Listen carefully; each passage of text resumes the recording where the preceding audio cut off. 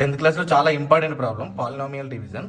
So ఇక్కడ చూడండి 2x² + 3x + 1 division by x + 2. ఇక్కడ చూడండి 2x² + 3x + 1 అనేది దేంతో డివైడ్ చేయాలన్నా, వెరీ గుడ్, x + 2. సో ఇక్కడ సైడ్కి రాసుకోండి x + 2ని. సో ఏదైనా లెటర్ కానీ నెంబర్ తోటి మల్టిప్లై చేస్తే నీకు ఫస్ట్ కండిషన్, ఫస్ట్లో ఉన్నటువంటిది సాటిస్ఫై కావాలి. ఇక్కడ చూడండి x + 2కి సో ఏం యాడ్ చేస్తే, ఏం ఇంటూ చేస్తే 2x² వస్తుంది.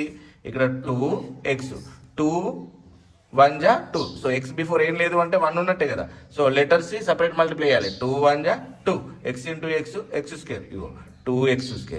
సో 2 2 జా 4. సో ఇక్కడ ఏం లేదంటే 1x, 4x. ఓకేనా.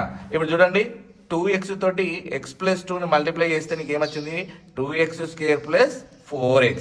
సో ఇక్కడ చూడండి ఇది తెలుసు కదా, ప్లస్ ఉంటే మైనస్, ప్లస్ ఉంటే మైనస్. ఇప్పుడు 2x² క్యాన్సిల్ అవుతుంది.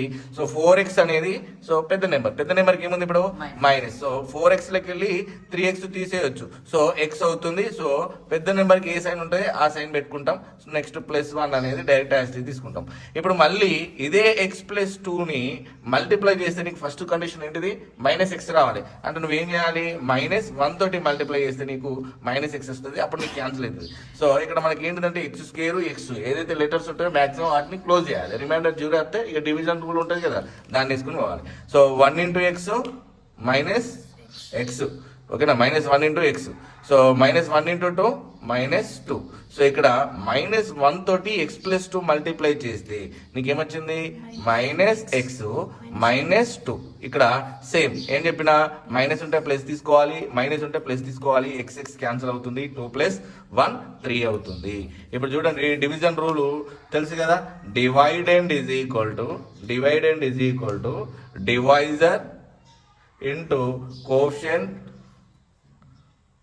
Plus remainder. ఇక్కడ డివైడెండ్ ఏంటిది, ఇది. ఓకేనా. మనకు డివైజర్ చూడండి ఏమైతుంది, x + 2.